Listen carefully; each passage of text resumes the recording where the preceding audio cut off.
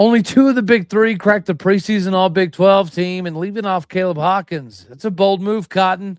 I don't necessarily think it's going to pan out.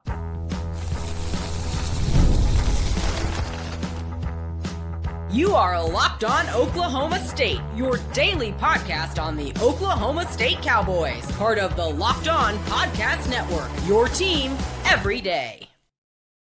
Welcome back to Locked On Oklahoma State, your top stop for all things Cowboy and Cowgirl related. My name is Cody Stovall. Thank you kindly for swinging on through to make this your first listen. We're going to jump right into this conversation of the All Big 12 team, not included Caleb Hawkins. I get it.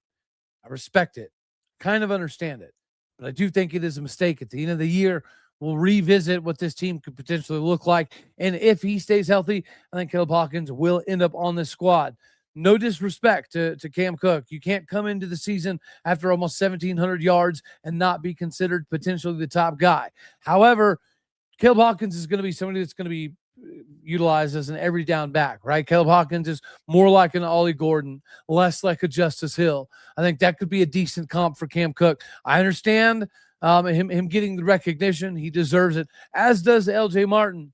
And you got to tip your cap to some degree to the Big 12 for kind of rolling with their guy. Drew Mestemaker is new. Caleb Hawkins is new. Wyatt Young is new. And they gave Drew Mestemaker and Wyatt Young their love. But I get it. You got to give respect to LJ Martin. What he has done at BYU is big. The fact that he's obviously decided to come back multiple times now, it's a big deal. So I get it.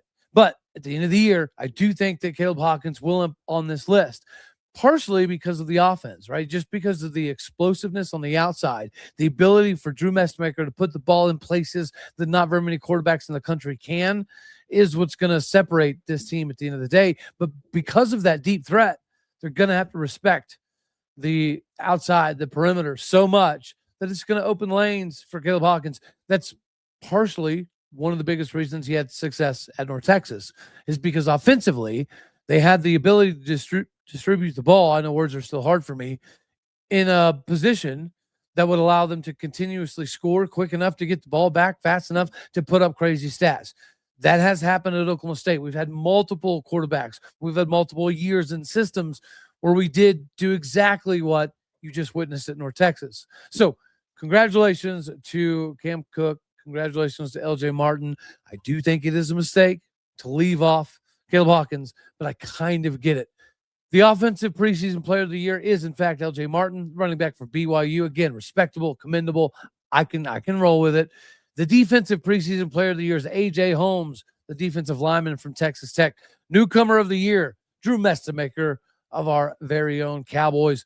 Here's the preseason All Big 12 first team, basically the All Big 12 team in general. For quarterback, it is not Drew Mestemaker. It is Arizona's Noah Fafita. And then obviously they have the two running backs, Cam Cook, LJ Martin. They have Caden Luke as a fullback from West Virginia. I love seeing a fullback in here, so shout out to WV. Wide receivers, Amarion Miller coming over from Colorado to Arizona State. That makes sense. Amari Thomas at Houston, big season last year, proved a lot. I like it. Wyatt Young is the other wide receiver on this All Big 12 team. Tight end, Terrence Carter Jr. for Texas Tech. I get it. I like it. But Donovan Green should be somebody that we absolutely circle right now to potentially be on this list. If he has the type of season that we all know he's physically capable of having, now that he's entirely healthy, now that he's seen a little bit of a different system at LSU, comes in with a little bit of a different mindset, I do think that Donovan Green is a massive candidate to end up on this list. He's my number one, other than obviously Caleb Hawkins, to end up on this list at the end of the season. Let me know down in the comment section what your thoughts are about some of the dudes that will end up on this team at the end of the year. Offensive line, they have Joe Cotton from Cincinnati, Shadray Hurst from Houston. They have Bruce Mitchell from BYU, John Pastor, from Kansas State.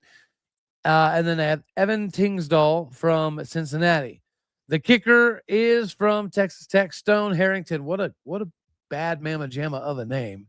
The returner, Mana Carvalho from Utah. I apologize if I didn't say that name right. Defensively, CJ Fight, defensive line, Arizona State. The old Cowboy, Wendell Gregory for Kansas State. AJ Holmes, defensive lineman for Texas Tech. Keanu Tavasu, defensive lineman for BYU. Adam Trick, D lineman, Texas Tech. The linebackers are Ben Roberts, no surprise there, from Texas Tech. Austin Romaine, the K-State transfer to Texas Tech, is right there. So you got 2 Tech guys right there battling. And then the third linebacker spot went to Cade Ulave from BYU. Defensive backs, Will James from Houston, Evan Johnson from BYU, Jamel Johnson from TCU, Bryce Pollock from Texas Tech, Satula from BYU, and then the punter, Palmer Williams, who's also, All-American level candidate. I don't have a problem with this All-American list. Like I said, I understand you have to kind of rock with your guy. LJ Martin is a returning Big 12 dude. So I understand the respect factor there. I get it. But at the end of the year, I do think Caleb Hawkins will crack this list. I do think Donovan Green definitely has the capability to be on this list. Additionally, Latanian Fields, right? There's a reason that PFF has graded him top 3, top 5 in multiple categories coming into this season. He is an individual that I think Oklahoma State can rely on to be that again, Darrelle Revis on an island kind of guy. And if he is that capable, he will definitely end up on this postseason All Big 12 team, because the offensive innovation is going to be crazy. The fireworks is going to be explosive. And the question is going to be the defense. So if you do have guys like Ethan Wesloski or Tate Romney or Jerry Lawson or Malik Charles or Jaleel Johnson, if you have any of these guys that end up popping at the end of the season, it means that the defense found a way to carry a little bit of a heavy load to get us where we need to be. At the end of the year, if it's just the big 3, right? Mestemaker, Wyatt, Young, Caleb Hawkins, and we don't have some defensive guys that do rise up and end up as all Big 12 caliber guys, then we're probably honestly looking at like an 8-win season, right? I think that's probably fair. But if you have some guys like Latanian Fields that end up this year on the postseason All Big 12 team, that's a good indication that Oklahoma State is in contention for something. And then I think, we've had this amazing run of linebackers, and you go get Isaiah Chisholm from UCLA. And again, I was able to kind of, reach out to some folks. What Tate Romney has been able to do from the time he got here through spring to now, it's impressive. So now Tate Romney is on his 3rd Big 12 team. And now he could potentially put his name up on this list. Again, you have Ethan Wesloski, Isaiah Chisholm that have come over. The defensive linemen, we haven't even talked about Anai White. We've talked about Jaleel Johnson quite a bit. We've talked about Deshaun Brown quite a bit. We've talked about Jerry Lawson a decent amount. We haven't necessarily talked about Dominic Macon coming over from Washington a whole lot. We haven't even necessarily talked about Colin Lewis coming over from North Texas. What a veteran leadership for the safety position. We haven't talked about the fact that we've got a couple more cornerbacks that we brought in post-spring to add some depth to a position that clearly the coaches have identified as a spot that's going to need a little bit of depth. So congratulations for the staff on identifying those guys. And so good job, Wyatt Young, Drew Mestemaker. I think Caleb Hawkins will be on this list at the end of the year. I think Donovan Green will be on this list at the end of the year. I think Latanian Fields will be on this list at the end of the year. I do think that we'll have a linebacker that's at least in contention. You can't argue with Austin Romaine and Ben Roberts at Texas Tech. A lot of people are very well aware that the offensive explosiveness is going to be worth every penny. So if we have some defensive dudes that end up on this postseason All Big 12 squad or potential All-American level candidates, then that means the Cowboys are in contention to punch a ticket to play for a Big 12 title. And it's a possibility, right? We can dream. We can chug on orange Kool-Aid all day, every day. Just like you need to chug the success of FanDuel all day, every day. Right now, we have an opportunity to continue to watch this World Cup, regardless of the American outcome. Every match feels like it has the potential to create a memorable moment. One goal can completely change the energy of the game. It can shift the momentum. It can alter the outcome in an instant. That's what makes the tournaments in soccer so exciting. From the opening whistle to the final kick. Right now, FanDuel is giving fans another reason to stay locked in to every single match with Every Goal Pays. Bet on a match and get bonus bets for every goal scored in that match. More goals means more bonus bets. And all you have to do is turn on your tokens. I think even with the American team potentially having difficulties with this loss, at the end of the day, there's still a lot of storylines, right? Watching, Norway is absolutely remarkable. So stay locked in because there's still a ton of storylines for all of us to follow and get excited about and see what kind of epic runs can be made here. There's still Cinderella stories out there, and that's what makes this exciting. So stay engaged, stay locked in, stay locked on to all of your potential possibilities with FanDuel. Right now, you can get the biggest benefits from each goal scored. So from the opening whistle to the final kick, let there be goals on FanDuel. Make sure that you go visit FanDuel.com to get started now. Again, that is FanDuel.com.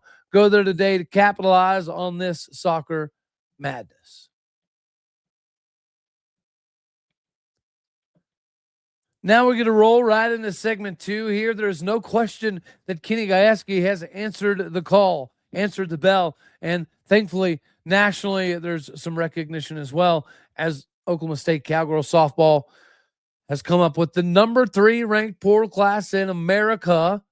Yes, Texas Tech is number 1, but we've had battles with OU in the past where they were number 1 and it looked like they were going to be the clear winners. And we were not producing the number 3 ranked class in the country at that particular point in time. So Softball America says the Cowgirls are in fact the number 3 ranked team in America when it comes to the portal class, as they should be. Whenever you go get, Delaney Everett, the left-handed ace from Mississippi State that had a 1.15 ERA and 9 Ks, that's in the Women's Cars World Series alone, absolutely remarkable.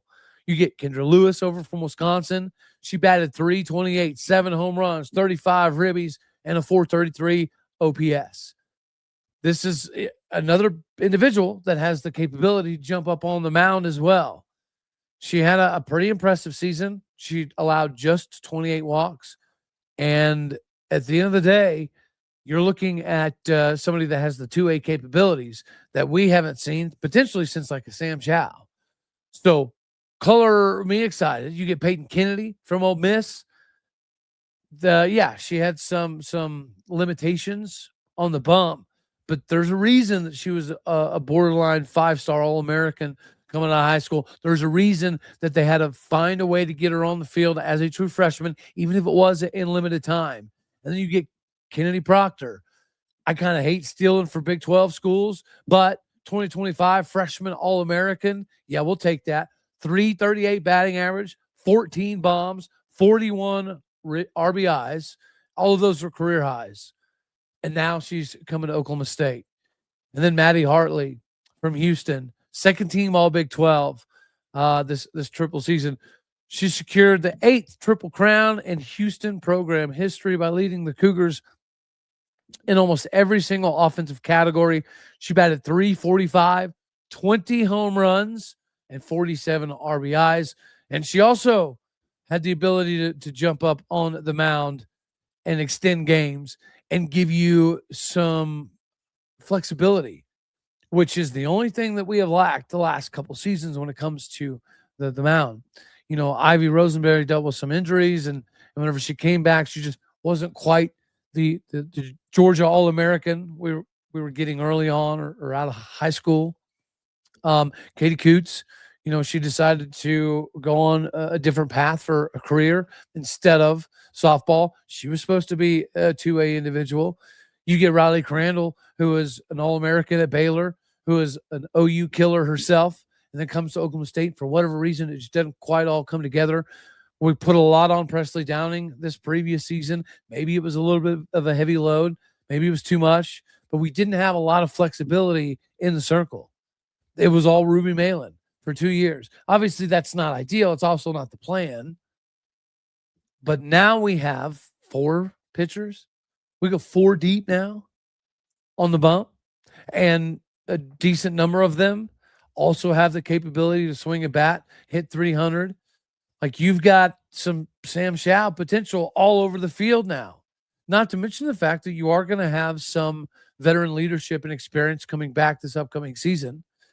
You've got a plethora of girls that got to experience a lot of big moments, that got to be very competitive, especially the latter half of the season. The way that they were to close the end of the regular season and perform in multiple games that were extremely high stress is going to be big. And then you go out and steal multiple SEC players. You get a Big Ten player. You steal a couple Big 12 players that are all Big 12 players, that are all Americans. So shout out to Kenny Gajewski for answering the call. And you know what? We're going to talk about it tomorrow because this one's near and dear to my heart. But Josh Holiday hit a grand slam plus some as well. But we're going to go in depth. That's going to get its own feature because of just how amazing of a grad this was by Josh Holiday. This might be the most impressive commit that I've seen Holiday pick up, just like this might be the most impressive portal haul that Kenny Gajewski's ever brought in. And now you have to take into consideration that if you get a little bit of additional coaching, if you get that development in the pitching rotation, if you can get the Cowgirls to a position where you can go 3-4 deep on the bump, offense is not going to be a problem. Defense is not going to be a problem. The intellectual side of the game, where you're not making a lot of mistakes and you're not giving the team openings, that's not going to be a problem. The depth on the pitching mound has been the only obstacle. And when you go back and look at some of the teams when we had multiple ladies that were capable of producing under 3-point ERAs with tons of innings, those were the teams that were competitive in Oklahoma City as opposed to just trying to get to Oklahoma City. So it's amazing to see Kenny Gajewski pull this off, because it did kind of feel like on the outside, maybe not necessarily in Stillwater, Oklahoma, but outside of Stillwater, America, it felt like Oklahoma State didn't grasp control of the Big 12 when they had their opportunity, and now they've had to kind of slide it over to Texas Tech. Now it's all Texas Tech's league. If you bring in the number 3 class in the country and you have some returning talent like the J.L. Austins of the world, we're going to end up being a problem. This is a very talented ball club already. The only missing piece was exactly what we just brought in. This ability now on the bump is going to put the Cowgirls at a completely new level when it comes to competing with Texas Tech for a Big 12 title this upcoming season. They're good enough to do it. They had more than enough pieces. They had more than enough culture already established. They just needed this. They needed this two-way capable ball club that teams couldn't really prepare for. And that is precisely what Kenny Gajewski's been able to bring in. It's insane. It's remarkable. Good job. Great job.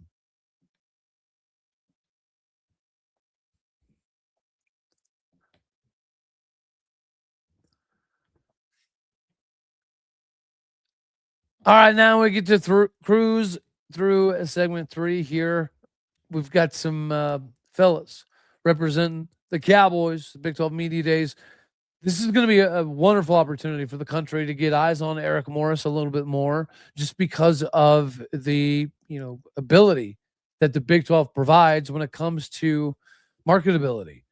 And he could utilize this to catapult himself into a new trajectory, because whenever you bring in some of the guys like Jaleel Johnson, who've been here at Oklahoma State for 5 years now, that sends a statement, I think, that Eric Morris has done a remarkable job of blending the old with the new, and the new being Caleb Hawkins, Drew Mestemaker, Ethan Wesloski. These are all dudes that, of course, are coming to Oklahoma State by way of North Texas, that understand what Eric Morris is trying to get done this year. And then you have that old school heavy hitter in Jaleel Johnson, the guy who's been right on the fringe of having that NFL level season. He's been right on the threshold of that. He's had some derailments when it comes to injuries. We've had some coaching changes. So I think the fact that Greg Richmond gets back in the fold for Jaleel Johnson is going to be huge. I think it's going to be big for Deshaun Brown as well. And then again, we just talked a little bit about Dominic Macon and Jerry Lawson and Anai White, Malik Charles. Like, these are all dudes that I think are going to represent Oklahoma State very, very well. The 4 guys that were chosen, I think, again, show a good blend of the North Texas camaraderie that is going to be an expectation moving forward. This is going to be blended into the new culture, and that is going to be showcased at this Big 12 Media Days. And I'm so happy that we get to see the old school dude, Jaleel Johnson, carry a heavy load here as well. The Cowboys are going to be on day 1, Tuesday. And so we'll be able to get to hear a little bit from Eric Morris and all 4 of the players on that day. We'll be the second to last team on Tuesday. I think Texas Tech is the last team. So it'll be pretty exciting, in my opinion, just to hear all these dudes get on the microphone and talk about some of maybe the differences between Oklahoma State and North Texas that they've seen. Maybe it's just a jump up in athleticism. Maybe it's just, more financial capabilities. Maybe it's a harder schedule. It's whatever the case may be. We get to get eyes on, so does the entire country, what the new era of Oklahoma State's going to look like under Eric Morris. And I think there's going to be a lot of questions about the future of Oklahoma State. There's going to be a lot of questions in regards to, Drew Mestemaker having a 2-year deal, but also being projected as a potential top 15 pick. I'd imagine that's going to be addressed. It'll be fun to see how he answers that. Maybe Caleb Hawkins is going to be talked about as a potential Heisman guy, Doak Walker guy. Will he see himself in some former Cowboys? Will he come out and say, you know what, I've seen some Ollie Gordon or some Keith Toston, and I want to be able to do the same thing, or I feel like I'm physically capable of doing the same things? Are we going to hear Wyatt Young talk about this being a place that at one point in time had a legitimate argument for a wide receiver U? You've had teams like Alabama and Ohio State kind of run away with it, yes, but we need to reclaim that. We need to grab that once again. And Wyatt Young is going to be an individual that can be the face of that for Oklahoma State. So this is it's a new era. It's impossible not to be insanely excited about Eric Morris getting on the mic and having some questions. And, I think it's phenomenal to see Ethan Wesloski out there, because everyone again talks about the big three. We're guilty of it as well, but probably not enough people talk about defense. So what is Jaleel Johnson going to say about the transition from the era previously that he was here for 4 years of compared to now? And how's it going to stack up with this new season, this new team?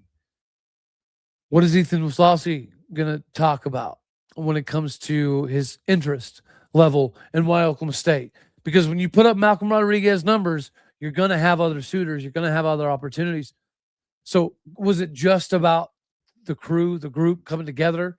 Was there a little bit more to it? I want to hear them talk about the strength and conditioning being a little bit different, being a little bit, more based on like RSI quick twitch stuff. These are the things I'm excited to hear. Let me know down in the comment section, what are some things that you're hoping to hear from the Cowboys? Could it just simply be, what does this defense look like? Is it going to be a lot of 3-3-5, a lot of 4-2-5? All of this stuff is insanely exciting because it's new, and there are offensive expectations, and we get to hear it from them.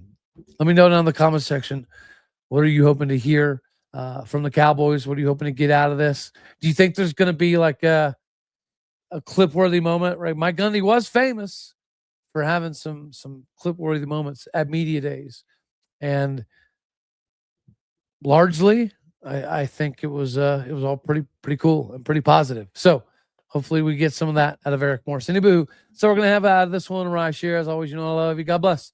Go Pokes. Thank you for tuning in to make this your first listen here in Locked On Oklahoma State. You could be anywhere. So happy you choose to be here. Do me a favor, hit the like button if you liked it. Dislike if you didn't. That's okay too. More importantly, share, comment, and subscribe to my podcast. People out there, you're everything that makes this work. Appreciate what you do. Go do what you do. Hit the stars. Leave some reviews. Alrighty, y'all. Later, taters.